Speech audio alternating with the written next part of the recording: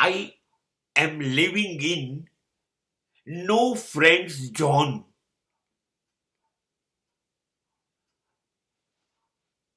હું મિત્ર શૂન્ય માણસ છું.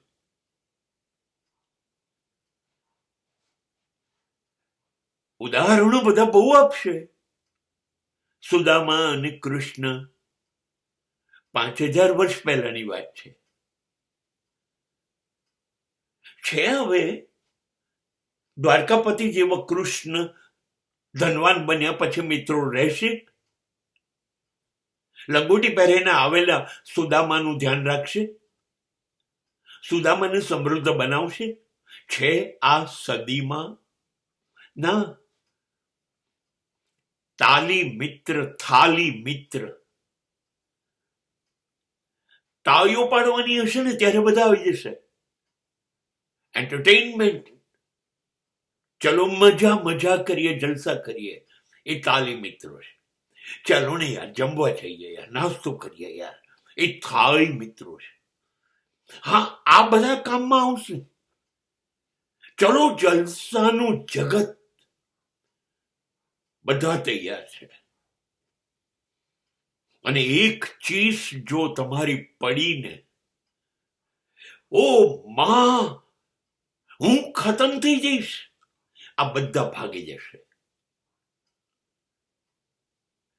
ક્યારેક કોઈનું થયું છે?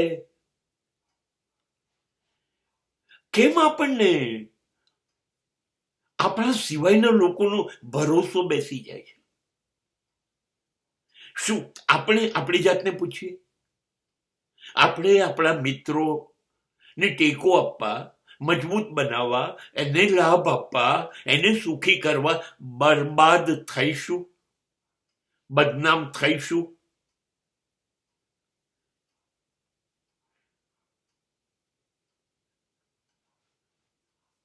આ નથી થતું. અને મેં સ્વયં કરી જોયું છે.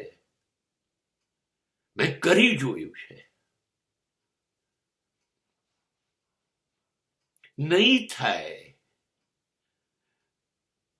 હા, બધા જ જ્યારે સારું સારું છે ત્યારે બધા જ હશે.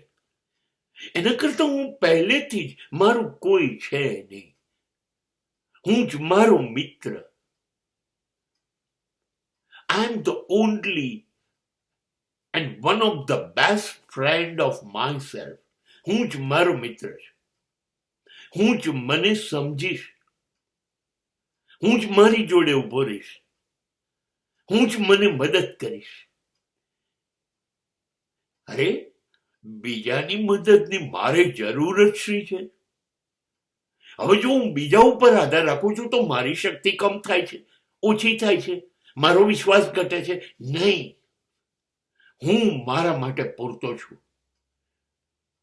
જ્યારે હું મારી મુઠ્ઠીઓ બેડી દઈશ ત્યારે આવનારી તકલીફોમાં હું પોતે લડી લઈશ. એ મારો વિશ્વાસ છે, એ આત્મવિશ્વાસ છે. મારે બીજાની જરૂર નથી. માટે આ અભિમાન નથી. આ અભિમાન નથી કે મારે કોઈની જરૂર નથી.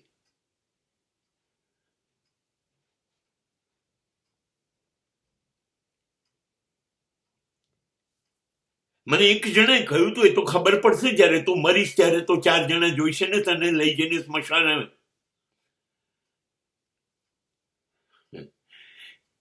ત્યારે મેં કીધું હવે તો છેક મારા ફ્લેટના બારણા પાસે શબવાહિની આવે છે,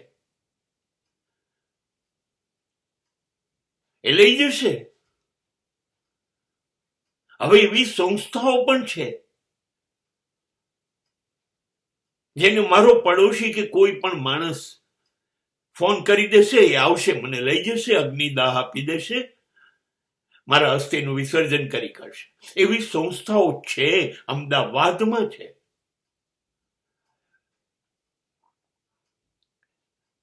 અને વધુ પડતા આત્મવિશ્વાસની વાત કરું, મને ખ્યાલ આવી જશે હું મરવાનો છું. હું જાતે જ ચાલતો પહોંચી જઈશ સ્મશાનમાં.